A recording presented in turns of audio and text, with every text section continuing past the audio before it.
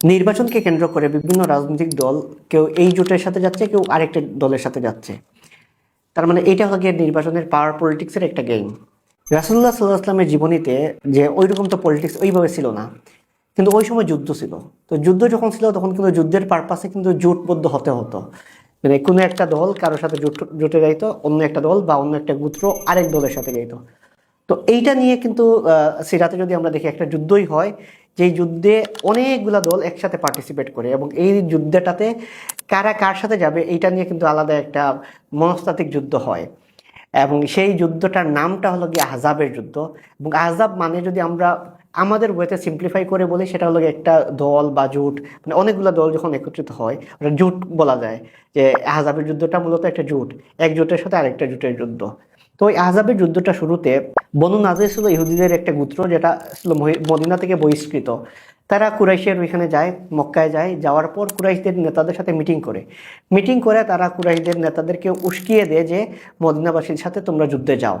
এবং এই উস্কানোর ফলে যখন মদিনাবাসীর সাথে তারা যুদ্ধে যাবে, তখন শুধু কুরাইশদেরকে তারা যুদ্ধের জন্য প্ররোচনা দেয় নাই, তারা অন্যান্য গোত্রদেরকেও প্ররোচনা দেয় এবং নানা প্রলোভন দেখায়।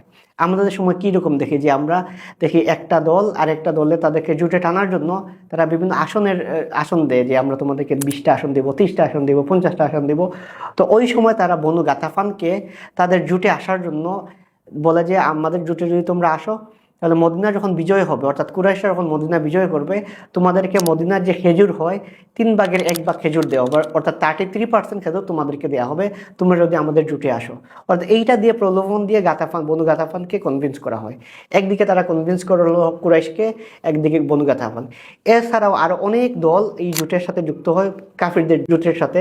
আমরা যদি সেই জুটগুলোর নাম বলি, তারা ছিল বনু গাতাফান, বনু ফাজারা, বনু মুররা, বনু আশজা, বনু আসাদ।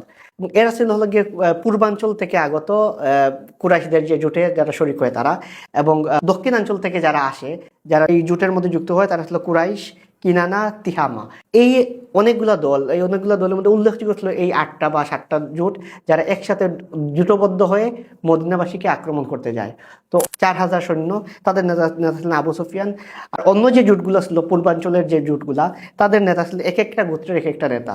বনু ফাজারার নেতা ছিলেন উনাইনা ইবনে হিশন, বনু মুররার নেতা ছিলেন হারিস ইবনে আউফ, বনু আশজার নেতা ছিলেন মিসার ইবনে রুকাইলা।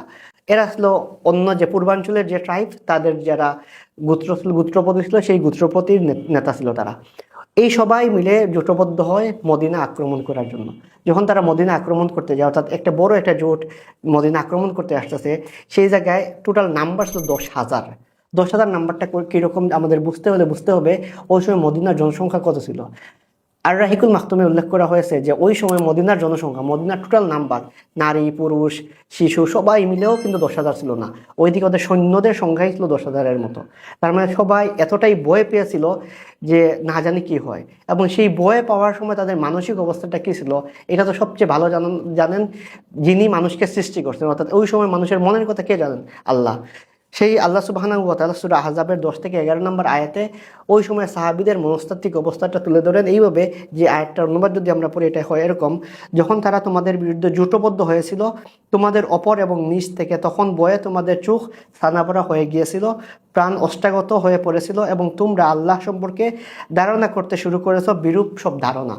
অর্থাৎ যখন এই ঘটনাটা ঘটে, সাহাবীদের মানসিক অবস্থা ছিল বিপর্যয়। তারা চিন্তাই করতে পারছেন না যে এই অবস্থা থেকে আমরা উত্তরণ কিভাবে হবে।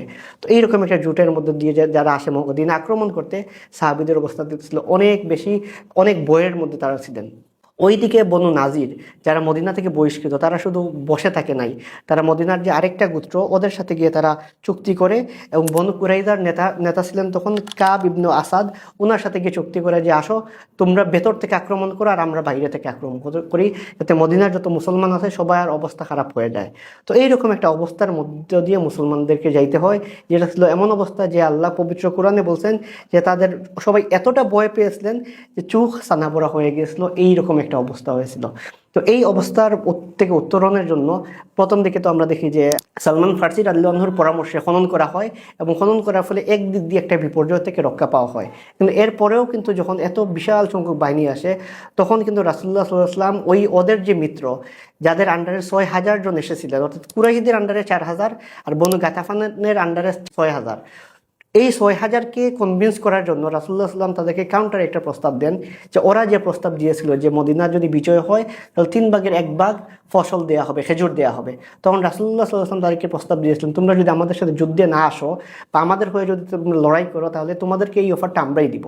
অর্থাৎ ওরা তো 4,000, এখন তোমরা যদি আমাদের সাথে চলে আসো এই 6,000 মিলে তাদেরকে আক্রমণ করো, বা তোমরা 6,000 আমাদের সাথে যুদ্ধ করবে না, এই জন্য তোমরা 3/1 করে 33% তোমার খেজুর পাওয়া ইয়ারলি। তো এই প্রস্তাবটা কনফার্ম করার আগে রাসূলুল্লাহ সাল্লাল্লাহু আলাইহি ওয়াসাল্লাম মদিনার 2জন সাহাবী তাদের সাথে মিটিং করেন, পরামর্শ করেন যে আমরা এটা করব কিনা। তখন এই 2জন সাহাবী ওনারা বললেন, এই যে 2 সাদ, ওনারা বললেন যে আমরা যখন মুশরিক ছিলাম, আমরা যখন ইসলাম গ্রহণ করি নাই, এই গাতাফানের লোকজন আমাদের কাছ থেকে খেজুর কিনে খাইতো, আর আল্লাহ আমাদেরকে ইসলাম দ্বারা সম্মানিত করলেন, এই অবস্থায় কি আমরা তাদেরকে 3/1 শস্য দিব, খেজুর দিব? এটা কখনোই দিব না আমরা। তো ওনারা এতটুকু এই কঠিন অবস্থায়ও ওনাদের আত্মমর্যাদা ছিল এই রকমের যে ওদেরকে কিছুই দিব না আমরা। পরবর্তীতে দেখা যায় একদিনের মধ্যেই পুরো যে যুদ্ধের সিনারিওটা চেঞ্জ হয়ে যায়, যার ফলে কয়েকটা জিনিস ছিল। একটা ছিল ওইখানের একজন ইসলাম গ্রহণ করেন, ওনার নাম ছিল নুয়াইম ইবনে মাসউদ রাদিয়াল্লাহু আনহু। উনি ইসলাম গ্রহণ করার ফলে উনি কেউ জানতো না উনি ইসলাম গ্রহণ করছেন। তো উনি 2টা গ্রুপের মধ্য দিয়ে গিয়ে মারামারি লাগাই দেন। অর্থাৎ ওই একটা গ্রুপকে বলেন যে তোমরা যে তাদের সাথে আসো তারা তো চলে যাবে যুদ্ধ থেকে, তখন তোমরা কি পাবা, তোমাদেরকেই অ্যাটাক করা হবে। এবং অন্য গ্রুপের কাছে গিয়ে বলা হয় যে তারা যে তোমাদের সাথে আছে তারা তো আরেক বাহিনী মুসলিমদের বাহিনীতে যোগদান করলো। তো ফলে তাদের 2জনের মধ্যে অবিশ্বাস দেখা দেয় এবং তাদের মধ্যে এই যে জোটটা ছিল জোটটা ভেঙে যায়। আর ওইদিকে রাতে এত তীব্র বাতাস আসে, সেই বাতাসের কারণে আল্লাহ ওদের উপর এত গজব দেন, সেই গজবের কারণে তারা এখান থেকে পালিয়ে চলে যেতে বাধ্য হয়। তাহলে আমরা এখানেই দেখতে পাই যে ওই সময় যে জোটের খেলা এবং কুন্দলের সাথে যাবে, এবং মুসলিমরাও একটু করতে চেয়েছিল যে তাদেরকে মুসলিমদের জুটে আনতে, যেন অন্তত তারা মুসলিমদের সাথে ফাইট না করে, এইরকম একটা ইনসিডেন্ট হয়েছিল। পরবর্তীতে দেখা যায় এই যুদ্ধের পর, খন্দকের যুদ্ধের পর কুরাইশদের সাথে মুসলিমদের আর কোনো যুদ্ধ হয় নাই ওই অর্থে, এবং যুদ্ধ ছাড়াই পরবর্তীতে দেখা যায় মক্কা বিজয় হয়, হুদাইবিয়া সন্ধি হয়, এবং কোনো যুদ্ধ হয় নাই। এইটাই ছিল সর্বশেষ কুরাইশদের সাথে মুসলিমদের যুদ্ধ। যেই যুদ্ধের প্রায় 1.5-2 বছর আগে দেখা যায় উহুদ যুদ্ধ হয়, এবং উহুদ যুদ্ধে তারা পরাজিত হয়। এবং উহুদ যুদ্ধের পর যখন দেখল তারা 3,000 সৈন্য নিয়েও বিজয় লাভ করতে পারে নাই, তখন তারা 10,000 সৈন্য নিয়ে আসে, এবং তারা তো ধরেই নিয়ে আসলো এই যুদ্ধে তারা বিজয় লাভ করবে। কিন্তু এত বিশাল একটা জোট বাহিনী করে, ঐক্য জোট করে, কিন্তু সেই ঐক্য জোট করেও তারা আসলে মুসলিমদের বিরুদ্ধে বিজয় লাভ করতে পারেন নাই। আল্লাহ মুসলিমদের সাহায্য করেন এবং মুসলিমরা এই যুদ্ধে বিজয় লাভ করে। একটা হাদিস নয় যে সব কাফির একত্রিত হলেও, মুসলিমদের বিরুদ্ধে কাফির আসলে সবসময় একত্রিতই থাকে।